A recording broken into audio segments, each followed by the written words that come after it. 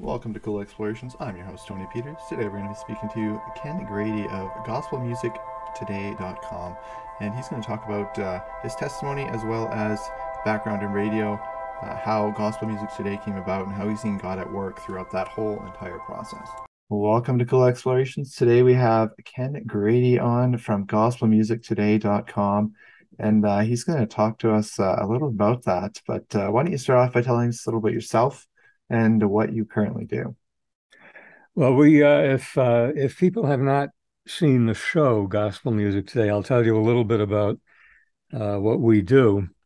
It's a 30-minute television show. We're on in the United States from coast to coast. We reach about 30 million households.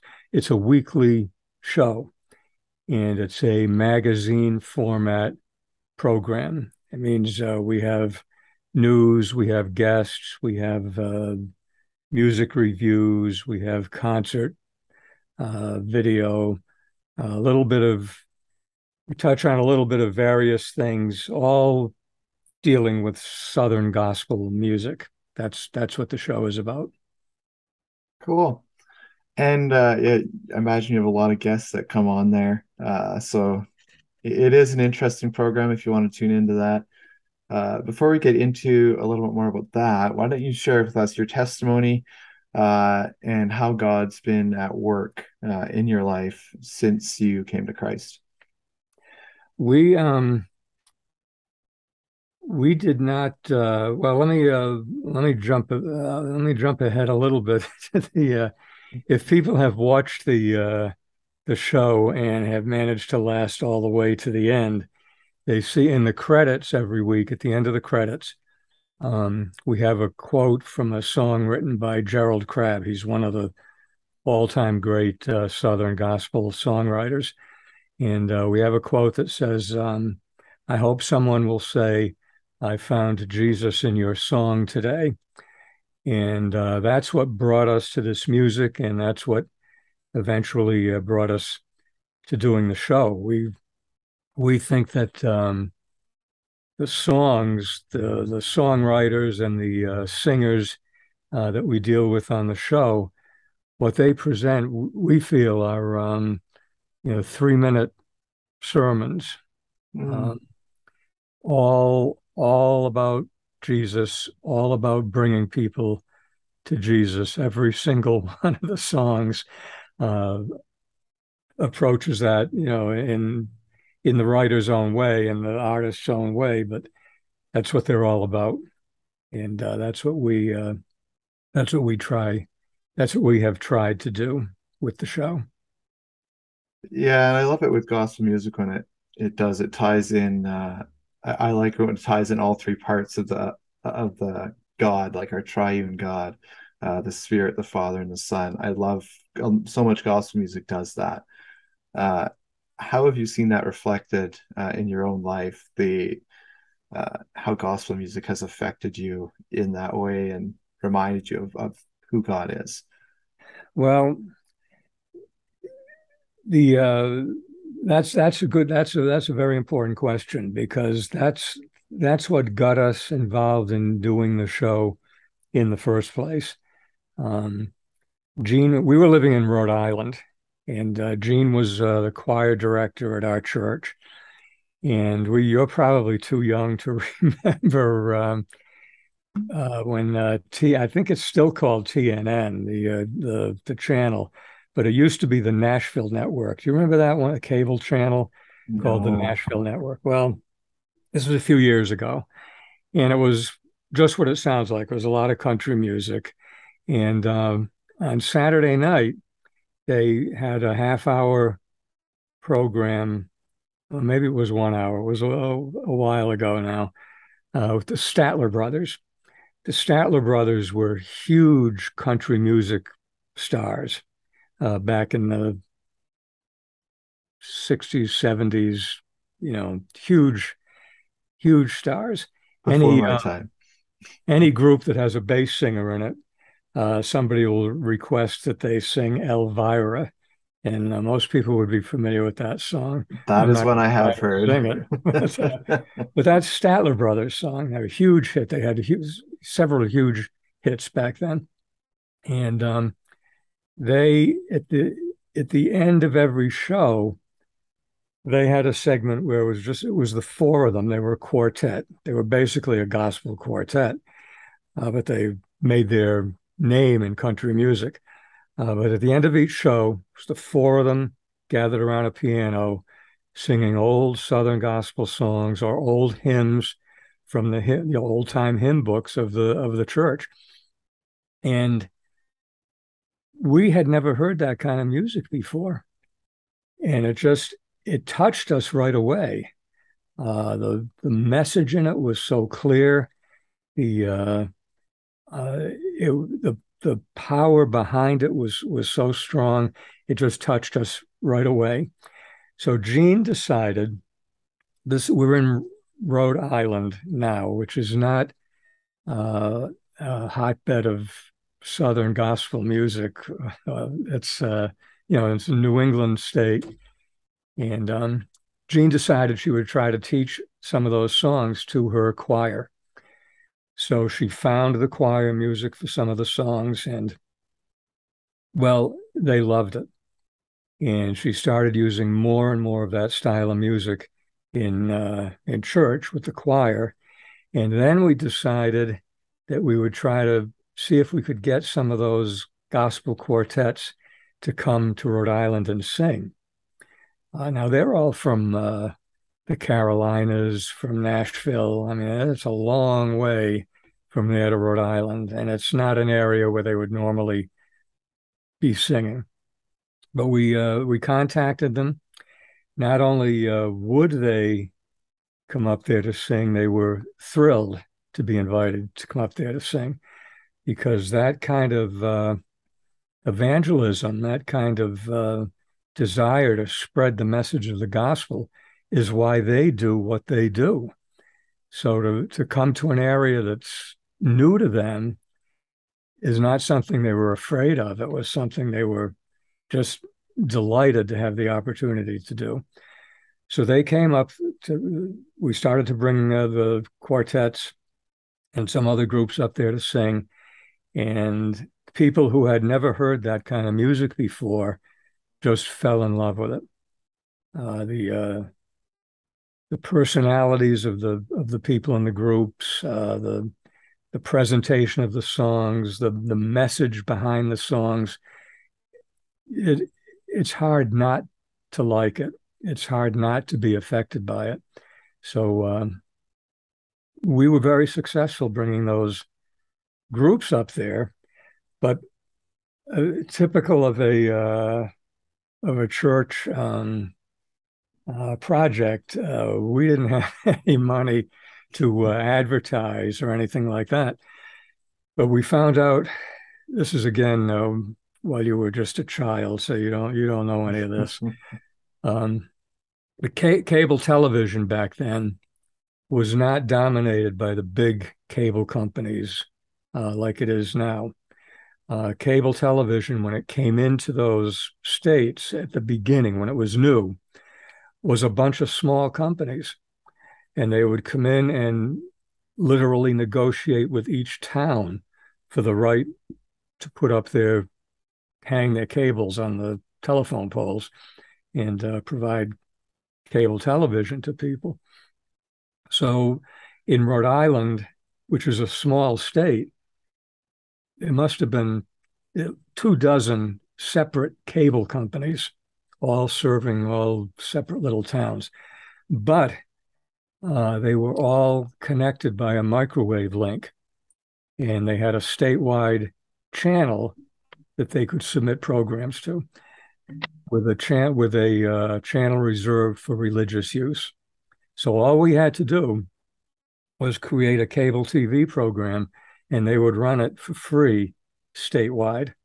So we did that to promote concerts at the church, and that was very successful. So in the time that we did the concert during the years that we were doing those concerts, we went from our little church we outgrew the little church and moved over to the high school and finished up the run, filling up the high school auditorium. So I'm probably telling you my whole life story that you didn't even ask about, That is okay. but it's part of it's really part of what we do. We're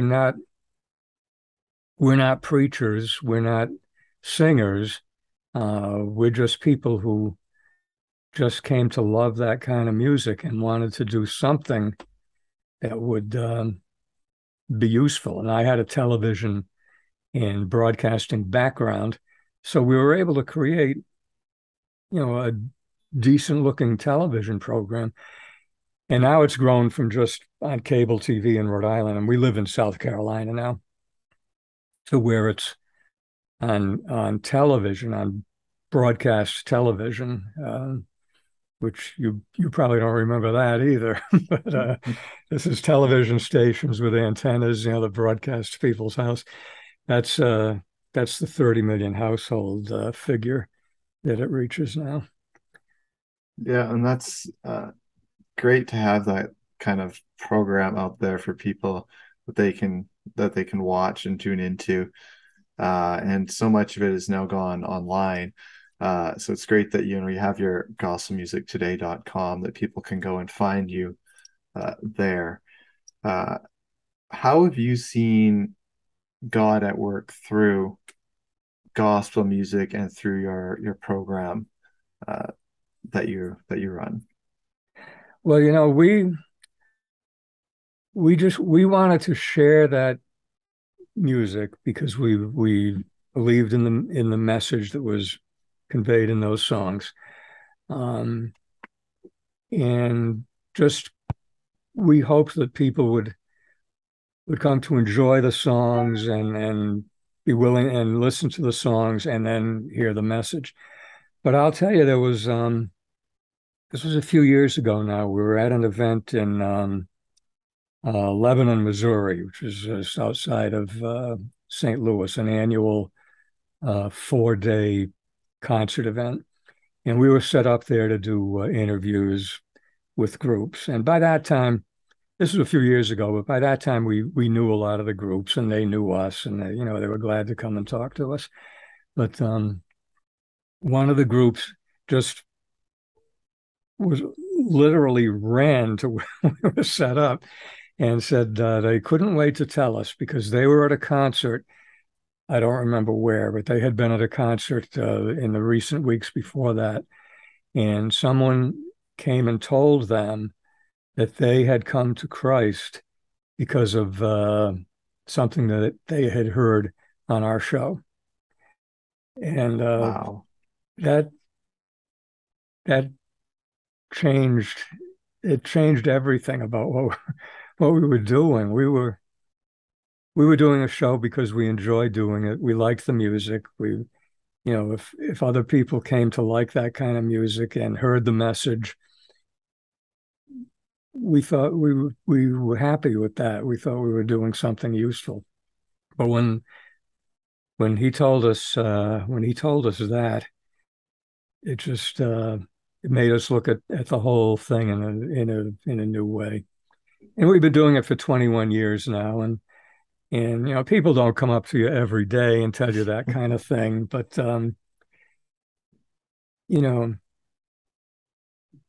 you don't know.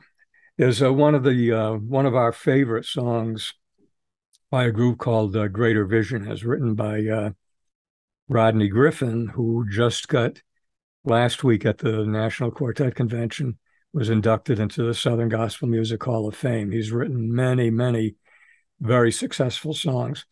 And one of them that we liked a long time ago is called Faces. And the point of the song is that you won't see the result of your work until you see Yeah. Well, those faces in heaven. yeah, and it does change your perspective on things. I love that. Like it definitely it's about reaching even that one person. is often what our work is about, is that, and we don't know the impact that we're having. Yeah, you don't. So We I um we were doing interviews at the quartet convention last week, and one of them was with one of the first groups that we had had up in Rhode Island, and they do a an event every year now. It's called, I don't remember what it's called, but it's a 4 or 5 day like a retreat that they run, and it's for basically the fans of their group can come to this retreat, and there's singing and there's preaching and there's fellowship for those 4 or 5 days. And when they were telling me about it, it reminded me of something that had been on my mind years ago when we first started this, because we would have the groups come up to sing, and they would get off their bus, set up their stuff, do their program for an hour, 15 minutes, an hour and a half. They would talk to people at the table after the program, get back on the bus, and head off a couple 100 miles to the next place. And it always bothered me that they never really got to see the impact that they left behind, you know? And we have a friend from Rhode Island that we're still in touch with. And this was a little church when we started off. It held 160 people, and that's if the fire marshal didn't find out that we had 160 people in there. But we were always okay. But he said whenever he drives by that church now, he can still hear the music. And I told that to this same group, and they said that's what they're trying to do with this retreat. They want to they want to have a more personal contact with the people that listen to their music, not just sing and then wave goodbye and go on to the next thing. And we know that they lives get changed from listening to those songs, and the singers don't always get to see the results of that.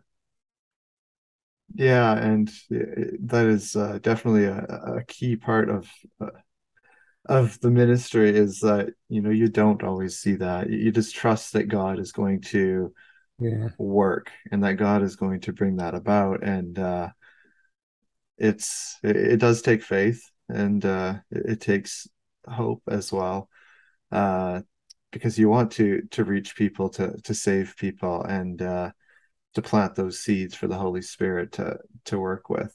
And that's very, very important. Something that I love is that you do all this with your spouse, and I think that is fantastic. What has that been like for you to be involved in the missions field with your spouse, and how has that helped your relationship? Well, we're both retired now, so we're together a lot. we we enjoy doing the show. We Most of the show is done on the road.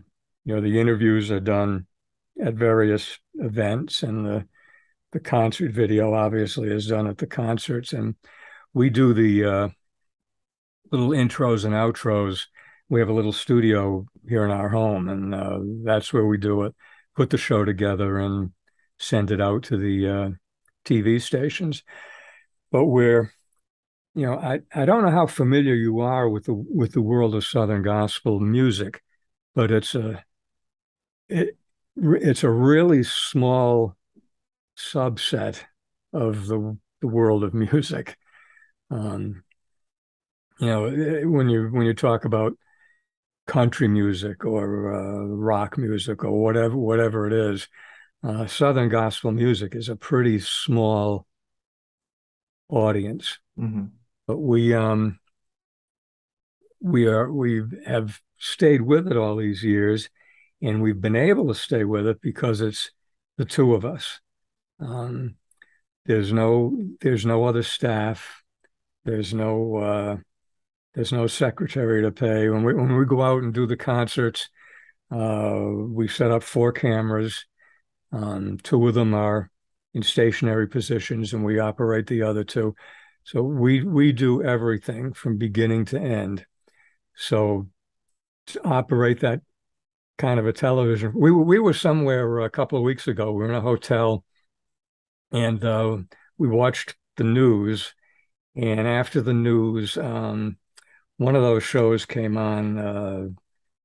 I think it was Wheel of Fortune, and so we watched sat down and watched Wheel of Fortune because we're old now. Old people always like to watch Wheel of Fortune. But at the end of that show, and it's a static kind of show. I mean, there's the host and there's the players, and there's not a lot of movement or not a lot of fancy stuff. It's pretty basic and very successful, of course, all these years. But we watched it, and when the credits rolled at the end, we're both sitting there watching the credits, and there must have been 100 people involved in putting on that show, and we just both had the same thought. We said we do ours with just the two of Mhm. us. It's not Wheel of Fortune, but we we've been able to survive in the world of Southern gospel by just basically having very little expenses to worry about. We travel a lot to do the show, but we don't have a lot of people to pay. We basically do everything ourselves. So it's such a small world that things are not driven by advertising or like other forms of entertainment Mhm. would be. So we having it just the two of us, we are the complete. We're the board of directors. We're the producers. We're everything. Yeah, and I think it's amazing that you guys are able to do that, just the two of you, and get by that way, because it is very different, like you say, from so many other programs out there. And I think it's fantastic to see. Looking back, how can you see God guiding your life into where you are now, and getting you to that point? Well,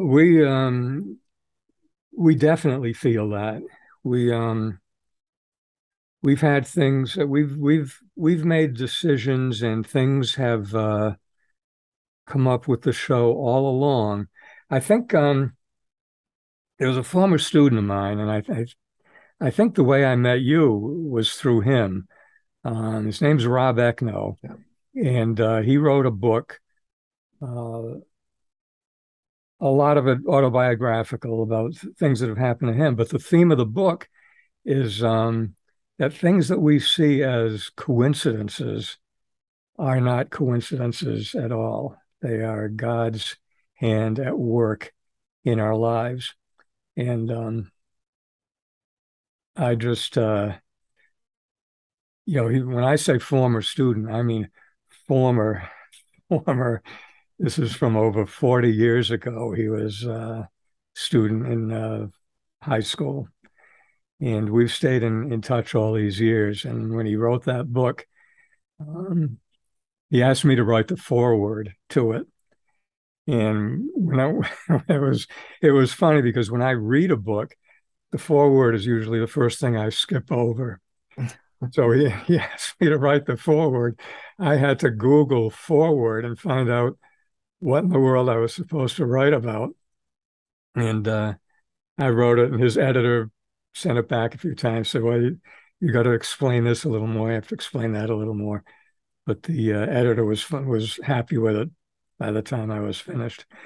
But I think what he wrote is just exactly true. That things that have happened to us along the way, and things that have just seemed to be coincidences or seemed to be things that just happened.